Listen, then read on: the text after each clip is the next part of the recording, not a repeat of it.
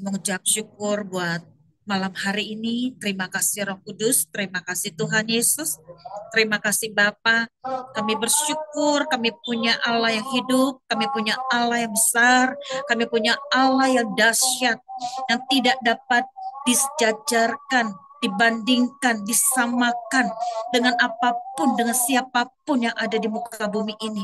Kami bersyukur kami boleh menyembah Engkau dalam roh dan kebenaran. Roh Kudus, mari kami persilahkan Engkau sendiri Tuhan, mengurapi kami semua, memberkati jalannya pemberita firman Tuhan, memberkati setiap kami yang hadir malam hari ini. Tidak ada satupun yang terlewatkan. Roh Kudus, mari Engkau beracara bagi kami semua. Berfirmanlah, kami siap untuk mendengarkannya, dan kami pun siap untuk melakukannya. Di dalam nama Tuhan Yesus kami berdoa dan kami mengucap syukur. Amin. Iya. Sekali lagi salam buat kita semua. Shalom Ibu. Shalom. Iya. Puji nama kasih Foni, Tuhan Yesus memberkati. Iya. Saudaraku, minggu yang lalu pas tanggal 31 kita merayakan Paskah. Selamat Paskah buat kita semua. Ya, selamat Paskah. Ya, sudah sudah saling menyapa ya gitu ya. Oke deh. Saudaraku, yuk kita buka firman Tuhan dari Yohanes 14 ayat 6. Yohanes 14 ayat 6.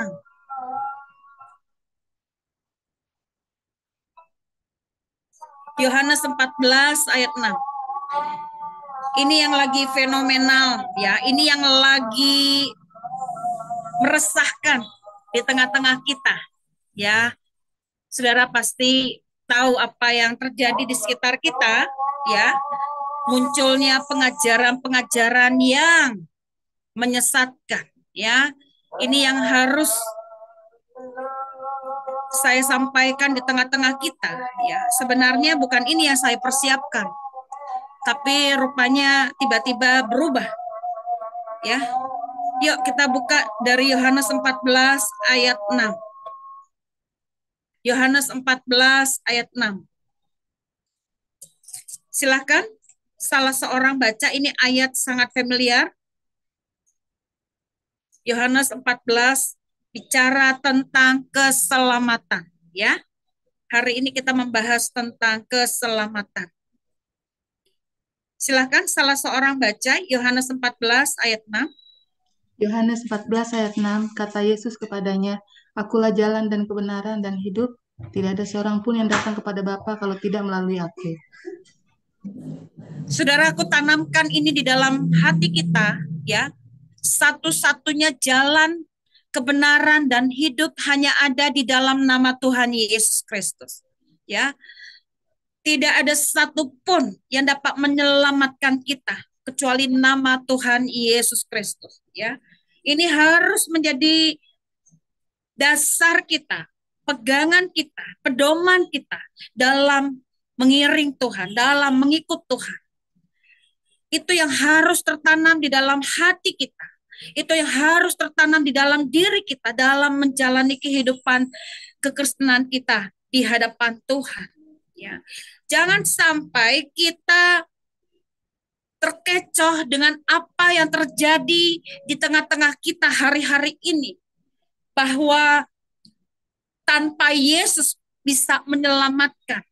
Tanpa Yesus bisa beroleh keselamatan. Ingat, dikatakan tadi di firman Tuhan, Yohanes 14 ayat 6, Akulah jalan kebenaran dan hidup. Ya, ini harus tertanam di dalam hati kita bahwa hanya nama Yesus satu-satunya jalan kebenaran dan hidup. Yuk kita buka dari Kisah Rasul 4 ayat 12. Kisah Rasul 4 ayat 12. Kisah Rasul 4 ayat 12, silahkan.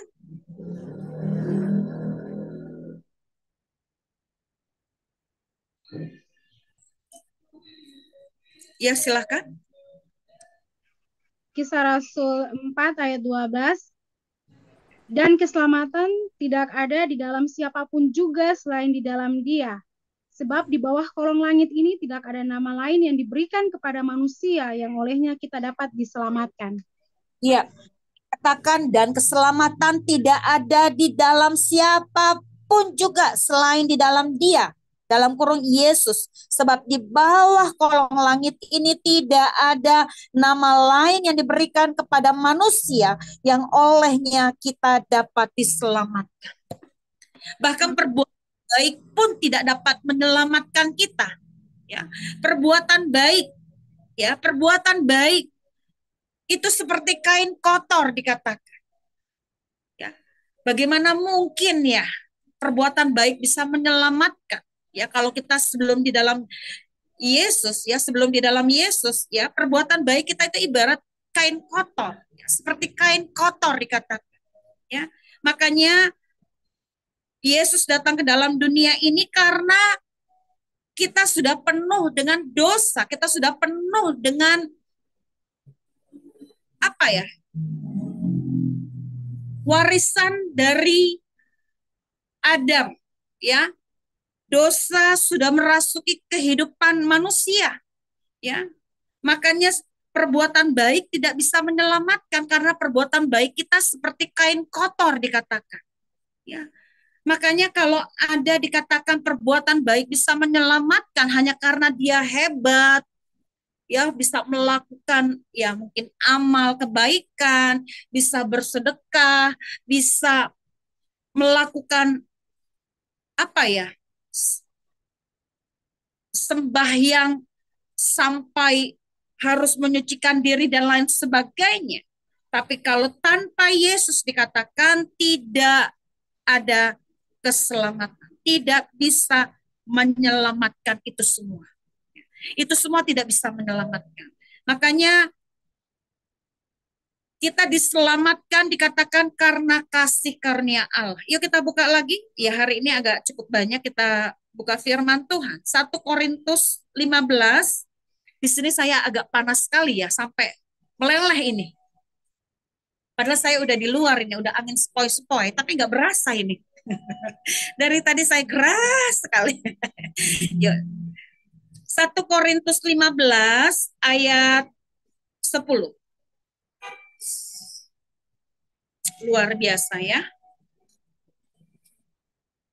Sebenarnya saya mau bagikan tentang ketulusan hati dan berikutnya saya akan menyampaikan tentang kecerdikan. Yuk. Silakan salah seorang baca 1 Korintus 15 ayat 10. 1 Korintus 15 ayat 10. Tetapi karena kasih karunia Allah, aku adalah sebagaimana aku ada sekarang, dan kasih karunia yang dianugerahkannya kepadaku tidak sia-sia. Sebaliknya, aku telah bekerja lebih keras daripada mereka semua, tetapi bukannya aku, melainkan kasih karunia Allah yang menyertai aku. Kita diselamatkan karena kasih karunia Allah, karena kasih Kristus, karena Yesus yang sudah datang, yang berinisiatif untuk menyelamatkan kita. Makanya kita yang telah menerima keselamatan itu bisa melakukan perbuatan baik itu sebagai rasa syukur kita, bukan karena perbuatan baik kita, karena Yesus sudah lebih dulu mengasihi kita, makanya kita bisa berbuat baik. Ya, jangan dibalikan, jangan dikesampingkan tentang keselamatan itu. Ya, jadi kita diselamatkan itu karena kasih karunia Allah. Ya, kita diselamatkan karena kasih karunia Allah. Makanya kalau keselamatan itu dianggap murahan, itu salah besar. Makanya bisa melakukan apa ya, dosa dan dosa, jatuh bangun dosa berkali-kali sampai apa ya, mengabaikan kasih karunia Tuhan. Ya, makanya sedih ya. Sedih kalau Tuhan sudah apa ya, sampai korban nyawa, sampai apa, rela untuk remuk, ya, rela untuk hancur hanya untuk menyelamatkan manusia yang berdosa ini. Tapi dengan latah, maaf saya bilang latah, dengan gampangnya membalikkan itu semua. Kemurahan kasih karunia Tuhan dianggap murahan, dianggap gampangan. Makanya saya begitu dengar tentang pengajaran ini, ya pengajarannya di luar Kristus, yang di luar Injil Kristus, saya agak geram di sini. Ya, saya geram, jujur. Saya begitu dengar, wow, ini udah nggak benar ini. Ya. Nah, makanya kita ini harus punya dasar yang benar, pemahaman yang benar tentang keselamatan itu sendiri. Jangan sampai kita jadi mulai terkecoh ya pikiran, hati, jiwa kita terkecoh dengan pemahaman-pemahaman yang lain di luar Kristus. Ya, makanya kita harus punya uh, apa ya? Punya ketegasan ya dalam mengiring Tuhan, harus punya kejelasan. Kalau kita sudah tahu itu tidak di dalam Kristus, kita harus berkata tidak untuk itu semua. Ya, kita yang harus mengambil sikap, kita yang harus menentukan sikap. Jangan sampai itu dianggap bablas ya dan akhirnya mengiyakan hal-hal yang di luar Kristus. Ya. Bahkan yang mengerikan lagi, bersedia ya mengikuti apa ya orang yang berbuat baik ini karena nggak percaya Yesus masuk neraka pun dia mau ikut lah, kok jadi ngikut manusianya gitu loh, bukan ngikut Tuhannya gitu loh. Tuhan di nomor sekian kan itu udah nggak benar itu. Kalau menurut saya ya, lebih memilih Tuhan atau lebih memilih manusia. Manusia sekalipun dia hamba Tuhan, sekalipun dia orang hebat, dia punya kedudukan tinggi, dia bahkan punya seisi dunia ini, kalau tidak ada Yesus di dalam hati dan jiwanya, hidupnya pun tidak bisa menyelamatkan. Makanya sia-sia jika kita tidak percaya kepada nama Tuhan Yesus. Ya, makanya saya bersyukur ya beberapa minggu ini di GAP Generasi Anak Panah ya saya sampaikan ini di hadapan adik-adik GAP tentang karunia keselamatan. Dan puji Tuhan, beberapa dari mereka yang saya tangkap, ya mereka punya respon yang baik ya, untuk menanggapi tentang keselamatan itu sendiri.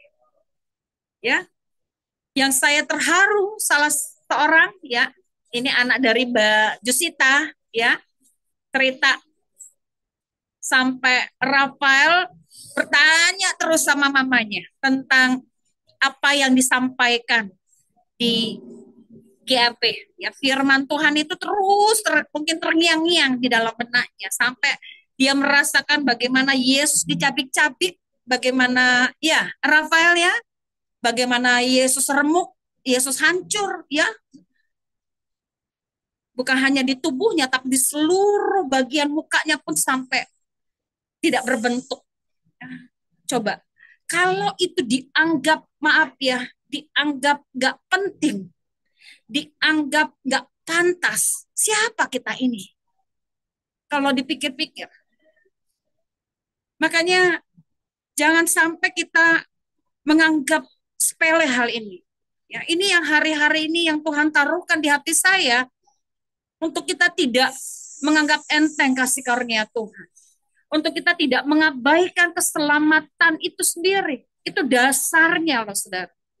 Kalau dasarnya saja kita tidak punya pemahaman yang benar, bagaimana kita membangun fondasi kekristenan kita di hadapan Tuhan?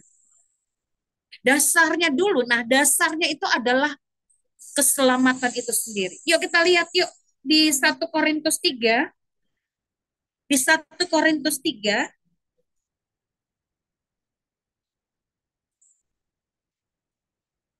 sebentar ya saudara.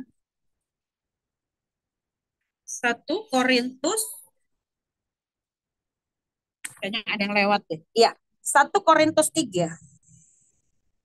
saya akhirnya menyadari ya ketika ada hamba Tuhan di mimbar yang menyampaikan hal ini. Ini yang selama ini kita juga terkecoh. Yuk kita lihat 1 Korintus 3 ayat 12. Entahlah orang membangun di atas dasar ini dengan emas, perak, batu permata, kayu, rumput kering, atau jerami.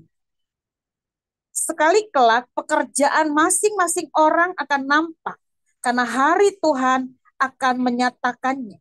Sebab ia akan nampak dengan api, dan bagaimana pekerjaan masing-masing orang akan diuji oleh api itu. Jika pekerjaan yang dibangun seseorang tahan uji, ia akan mendapat upah. Kita lihat lagi sebentar.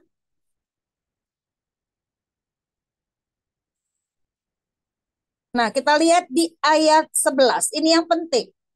Karena tidak ada seorang pun yang dapat meletakkan dasar lain daripada dasar yang telah diletakkan, yaitu Yesus Kristus. Jadi dasarnya bukan di atas emas, perak, dan batu permata. Itu berbicara tentang kekayaan. Ya, kebanyakan ya kalau dia punya kekayaan, dia punya kedudukan, dia punya pangkat dan lain sebagainya, dianggap itulah dasar kehidupannya dalam mengiring Tuhan. Sebenarnya itu salah besar. Tapi dasar kita yang sebenar-benarnya adalah di atas Yesus Kristus. Itulah yang harus kita letak, itulah yang harus menjadi dasar kita dalam mengiring Tuhan. Sekarang yang menjadi pertanyaan, Yesusnya benar-benar nyata nggak di dalam kita? Benar-benar kita letakkan dia sebagai dasar dari hidup kita sebagai orang percaya. Ya. Benar-benar kita menempatkan dia sebagai yang terutama dalam hidup kita. Itu yang harus ada di dalam diri kita. Makanya kalau kita di atas dasar yang benar, kalau kita di atas fondasi yang benar, mau angin sehebat apa, mau badai sehebat apa, tidak akan bisa menggoyahkan kita. Ya. Dan ada karunia pembeda, ada roh pembeda. Ketika kita melihat ada suara-suara sumbang, kita akan melihat atau mendengar itu dari sudut pandang, wah ini udah nggak benar. Kita langsung menangkisnya. Kita langsung memutuskan itu semua supaya itu tidak masuk ke dalam kehidupan kita. Makanya saudaraku, ya, ini yang terus menjadi doa kita di hadapan Tuhan. Supaya anak-anak kita, keluarga kita pun terluput dari semuanya itu. Kita harus minta tudung anugerah dan tudung perlindungan Tuhan. Supaya seisi keluarga kita benar-benar menempatkan dasar yang benar, fondasi yang benar di atas batu karang yang teguh, di atas dasar kebenaran firman Tuhan, di atas Injil Kristus, bukan Injil lain. Karena tidak ada satupun yang bisa menyelamatkan kecuali nama Tuhan Yesus Kristus. Satu-satunya jalan. Ingat, perbuatan baik itu bisa karena kita sudah menerima kasih Tuhan terlebih dahulu. Perbuatan baik itulah sebagai rasa syukur kita. Bukan perbuatan baik yang menyelamatkan, tapi perbuatan baik bisa kita lakukan karena kita sudah lebih dulu menerima kemurahan Tuhan, kebaikan Tuhan, keselamatan yang dari Tuhan. Itulah yang kita lakukan, itulah yang kita terapkan dalam kehidupan kita. Ya, perbuatan baik itulah yang kita tebarkan kepada orang-orang sekeliling kita. Ya, makanya saya berharap, saya berdoa kita semua, ya, keluarga besar MPK punya dasar yang benar, ya, punya pemahaman yang benar, sehingga kita tidak mudah dikecohkan dengan suara-suara sumbang, dengan model pengajaran yang seperti ini. Ya, dengan hal-hal yang di luar Kristus. Ya, kita harus minta belas kasihan Tuhan supaya hanya Injil Kristuslah yang kita tegakkan ya di kehidupan kita dalam mengikut Tuhan. Ya, dimanapun, kapanpun, ya itu harus ada dalam diri kita. Ya. Saudaraku, mengerikan kalau kita menganggap enteng kasih karunia Tuhan, menganggap enteng keselamatannya dari Tuhan. Bahkan yang menyampaikan Injil lain dikatakan terkutuk. Terkutuklah mereka. Itu ada di firman Tuhan. Makanya kita nggak main-main. Bahkan untuk menyampaikan hal ini pun saya dengan kehati-hatian. Ya, karena pertanggungjawaban kita itu di hadapan Tuhan. Ya di atas ya, tidak di atas tidak. Ya, itu yang harus kita sampaikan. Makanya jangan bermain-main terhadap kekristenan. Ya, bagaimana kehidupan kita ya dalam keseharian kita di hadapan Tuhan. Apakah kita sudah benar-benar menempatkan Tuhan sebagai yang terutama dalam hidup kita?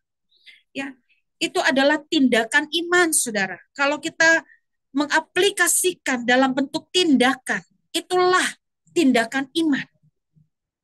Yuk kita buka di Yakobus 2. Yakobus 2.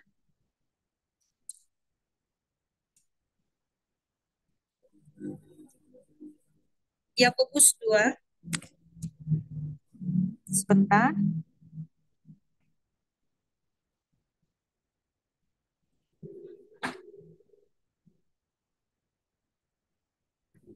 Yakobus 2 ayat yang iman tanpa perbuatan adalah mati. Di ayat berapa ya?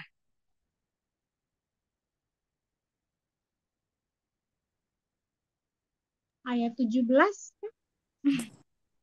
Tadi saya mau bilang ayat 17, tapi kok lain ya? Coba kita lihat ya, Yakobus 2 ayat 17. Oh, pantas. Yang saya baca Yakobus 1, pantas aja kok kalimatnya beda. Maaf. Saya tahu ayat 17, tapi kok kalimatnya beda. Rupanya Yakobus 1 yang saya lihat. Oke, yuk kita baca bersama-sama ya. Yakobus 2 ayat 17. Kita baca bersama-sama, 2, 3, ya. Demikian Demikian juga halnya dengan iman. Jika iman itu tidak disertai perbuatan, maka iman itu pada hakikatnya adalah mati. saudaraku, kita pun ya dalam mengiring Tuhan bukan hanya beriman, tapi harus disertai dengan perbuatan. Sebab tanpa perbuatan, ya, dikatakan iman tanpa perbuatan pada hakikatnya adalah mati. Seperti yang tadi kesaksiannya Mbak Ivoni. Ya, saya seringkali mendengar ada orang kesaksian seperti ini. Cukup berdoa, padahal sudah tahu dia lagi sakit. Memang benar, doa itu bisa menyembuhkan, doa itu mujarab. Tapi harus ada tindakan. Ya harus makanlah dia. Gimana dia mau sembuh, makan aja enggak gitu loh. Ya makan itu kan tenaganya jadi pulih. Cukup berdoa, udah muntah terus tapi enggak makan, ya setidaknya satu suap lah. Yang penting masuk itu makan, atau enggak obat, yang penting masuk itu obat. Itu kan sarana. Nah makanya iman juga harus disertai dengan perbuatan. Kekristenan itu menjadi lengkap ketika kita disertai dengan perbuatan. Itulah tindakan iman kita. Ya, makanya kita gak Kristen konyol gitu loh, gak Kristen-Kristenan, gak Kristen main-main gitu loh. Ya, saya ngomong ini agak-agak ini juga ya, karena saya benar-benar dengar ini, wah ini harus nih, gak bisa main-main lagi. Karena pada hari-hari terakhir akan banyak penyesatan.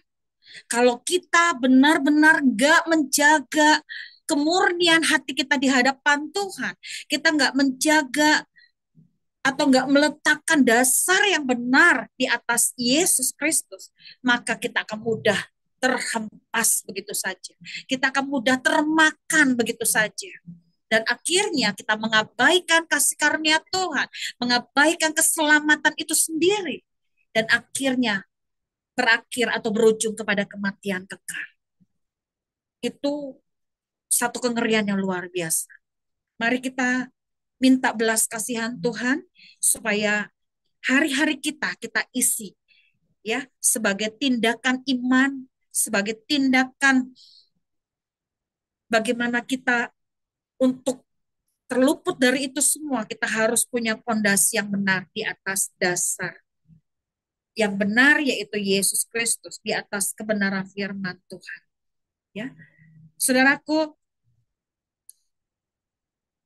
kalau ada pertanyaan-pertanyaan yang meresahkan seperti itu di tengah-tengah kita, dan itu dilontarkan ke kita, kalau kita tahu itu di luar Kristus, kita harus berani berkata tidak. Ya, kita harus sampaikan itu juga kepada orang-orang yang kita kasihi, ya, supaya mereka juga punya dasar yang benar. Ya, dan yang terpenting adalah kita juga selalu membawa ya kehidupan kita maupun orang-orang yang kita kasih supaya punya pemahaman yang benar ya tentang Kristus Tuhan, supaya kita tidak gampang termakan atau terkecoh dengan pengajaran-pengajaran di luar Kristus. Ya. Pada akhirnya nanti Tuhan akan meminta pertanggungjawaban dari setiap kita selama kita hidup.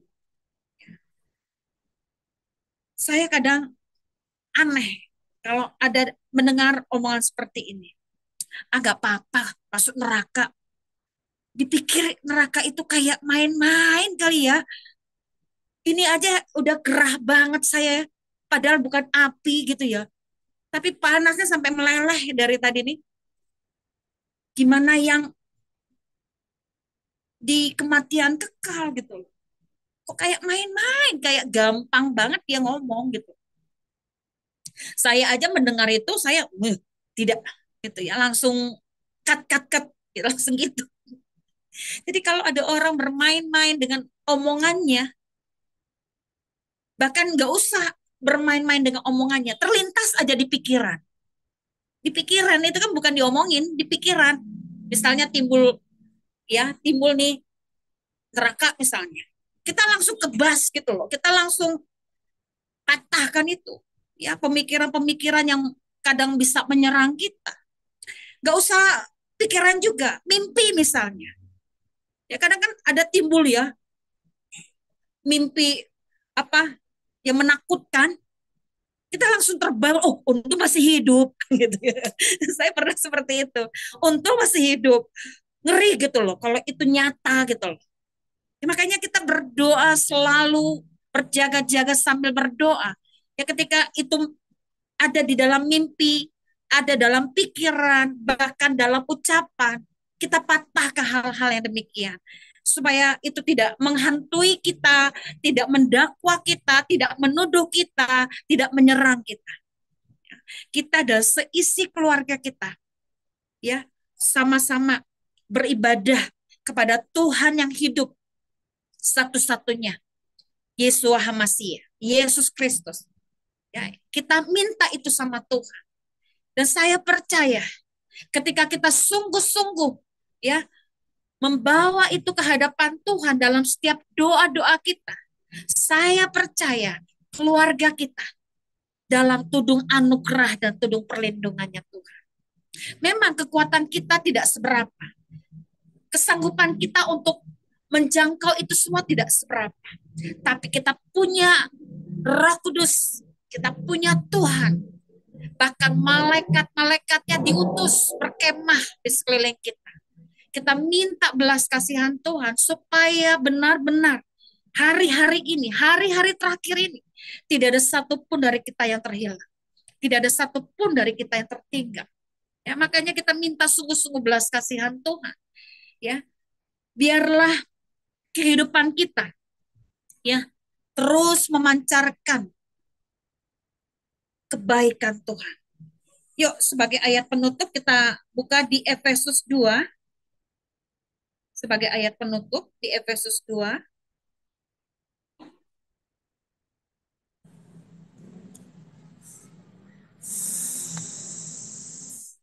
Di Efesus 2 ayat sebentar.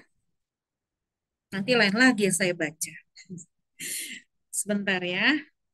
Soalnya Alkitab saya sudah robek-robek di sini. Sudah 31 tahun umurnya. Sebentar ya. Saya udah beli Alkitab, toh yang dipakai yang ini juga. Padahal tulisannya gede-gede semua. Ini nggak apa-apa lah. Lebih enak ini. Ya. Efesus 2, pasti saudara sudah tahu. Semuanya adalah kasih karunia. Kita lihat di ayat sebentar.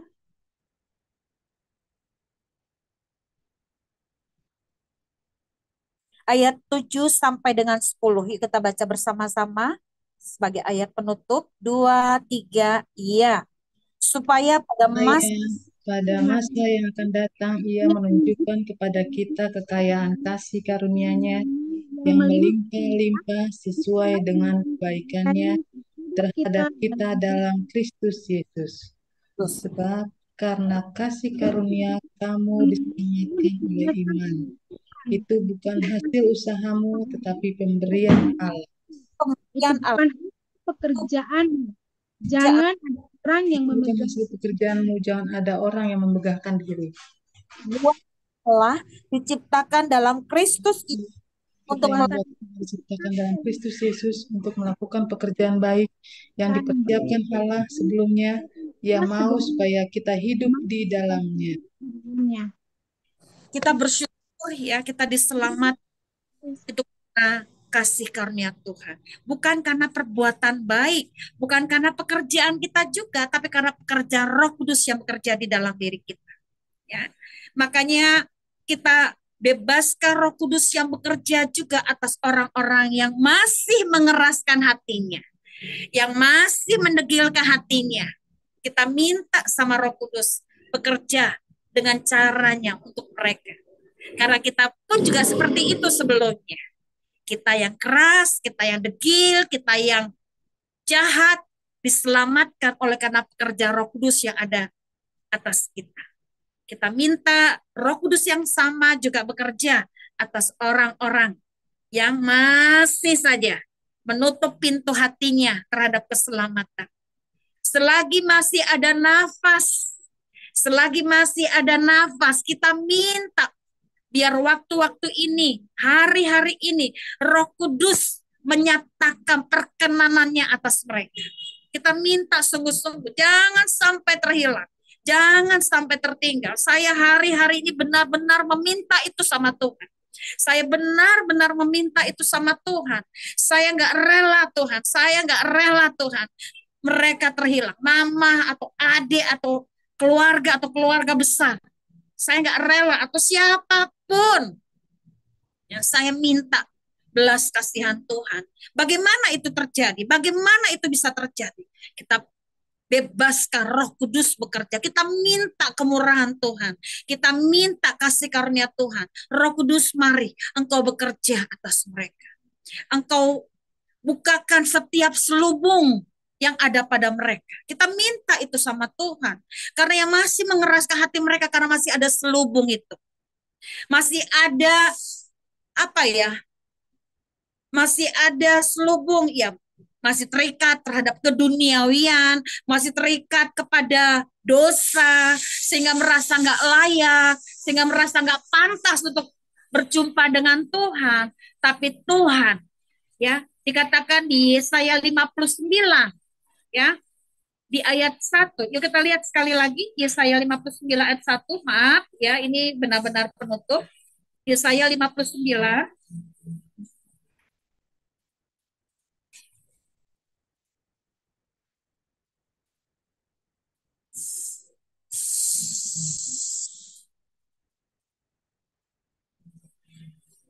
ayat 1 dan 2 kita lihat. Yesaya 59 ayat 1 dan 2. Judul dari perikopnya adalah dosa adalah penghambat keselamatan. Sesungguhnya tangan Tuhan tidak kurang panjang untuk menyelamatkan, dan dengar tidak kurang tajam untuk yang merupakan pemisah antara kamu dan Allah ialah segala kejahatan dan yang membuat menyembunyikan diri terhadap kamu, kamu ia mendengar dengar segala dosamu. Itu dosa penghambat. Makanya Yesus datang karena dosa manusia. Makanya kalau perbuatan baik bisa menyelamatkan, itu salah besar. Itu nol besar. Ya, dosa itu satu kekejian di mata Tuhan. Tapi Yesus mau menerima itu semua, menerima cambukan, menerima hinaan, menerima makian, menerima tusukan, menerima mahkota duri dan lain sebagainya, bakal remuk mukanya, hancur mukanya, dia terima itu semua. Dia rela menanggung itu semua. Saya kalau udah mengingat-ingat bagaimana Yesus seperti itu diperlakukan oleh karena dosa kita. Sebenarnya siapa kita? Ditimpakan semua kejahatan kita sama Tuhan. Tuhan yang menanggung itu semua. Sebenarnya kita yang harus menanggung itu semua. Tapi dia rela menggantikan itu demi kita. Makanya kalau ada pengajaran lain yang berkata tentang keselamatan itu bisa dengan cara lain, rasanya pengen marah saya. Tuhan ampuni mereka. Tapi kalau itu dianggap main-main, itu pilihan. Itu pilihan. Kita nggak bisa memaksakan. Kalau dia lebih memilih dianggap bahwa neraka itu nggak apa-apa, ya itu pilihan dia. Maaf ya saya bilang seperti itu, tapi kita tidak.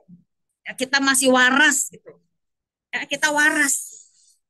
Makanya biarlah kita menyadari dengan sungguh-sungguh ya, dosa itu satu kekejian di mata Tuhan. Makanya kalau kita masih melakukan hal-hal yang mendukakan hati Tuhan, ya masih mengabaikan kasih karunia Tuhan, masih bermain-main dengan keselamatan, hari ini minta ampun di hadapan Tuhan. Ya. Jangan sampai hati Tuhan terluka oleh karena kejahatan kita. Ya, biarlah hari-hari kita, hari-hari yang diisi, yang dipenuhi, yang dimaknai dengan kehidupan yang penuh dengan anugerah. Anugerah yang kita sudah terima dari Tuhan, yaitu anugerah keselamatan itu. Berapa hari yang lalu sempat terlintas, sempat muncul di benak saya, di hadapan saya. Kasih karunia Tuhan sudah tercurah bagi kita. Kasih karunia Tuhan sudah tercurah bagi kita. Kalau kemarin, jangan anggap enteng kasih karunia, itu sudah lewat. Tapi berapa hari ini yang muncul di benak saya, kasih karunia Tuhan sudah tercurah. Yuk kita tangkap itu baik-baik, kasih karunia yang sudah tercurah bagi kita. Biarlah kita meresponi dan menyikapi dengan sikap hati yang benar dan dengan cara yang benar. Sehingga Tuhan dipermuliakan melalui hidup kita, melalui kesungguhan hati kita dalam mengikut Tuhan, dalam mengiring Tuhan sampai pada akhirnya. Amin. Mari kita tutup di dalam doa. Bapa, kami mengucap syukur buat malam hari ini. Terima kasih Roh Kudus, terima kasih Tuhan Yesus. Engkau mengingatkan kami kembali tentang keselamatan. Kami percaya Tuhan, Engkau mengasihani kami. Engkau tidak meninggalkan kami. Engkau selalu mengingatkan kami tentang hal ini. Untuk itu Roh Kudus, biarlah keselamatan yang kami telah terima daripadamu tidak lalu begitu saja, tapi tertanam ke dalam lelah hati kami, tertanam sampai ke dasar hati kami yang paling dalam. Kami mau meletakkan dasar keselamatan itu di atas Yesus Kristus. Kami mau berimankan kepadamu Tuhan sampai pada akhirnya. Roh Kudus, mari Engkau mengurapi setiap perjalanan iman kami dalam mengiring Tuhan. Engkau urapi kami semua. Tidak ada satupun dari kami yang terhilang. Tidak ada satupun dari kami yang tertinggal. Biarlah kami bersama dengan keluarga kami, dengan orang-orang yang terkoneksi dengan kami, dengan orang-orang yang bertalian darah dengan kami, dengan siapapun yang Tuhan taruhkan di hati kami. Kami mau mereka pun juga beroleh keselamatan yang daripadamu. Roh Kudus, mari Engkau bekerja dengan dahsyat di tengah-tengah mereka, sebagaimana yang Roh Kudus kerjakan di dalam kehidupan kami. Roh Kudus, mari Engkau mengurapi seluruh kehidupan kami, seluruh keberadaan kami. Biarlah kami tetap di dalam Kristus, tetap bertuhankan Yesus Kristus, tetap menempatkan Yesus sebagai yang terutama dalam hidup kami sampai pada akhirnya. Terima kasih Tuhan, materaikan setiap benih firman-Mu ini ke dalam leluhur hati kami. Biarlah kami semakin berakar, semakin bertumbuh, dan semakin berbuah lebat untuk hormat kemuliaan bagi nama-Mu. Di dalam nama Tuhan Yesus kami berdoa dan kami mengucap syukur. Amin.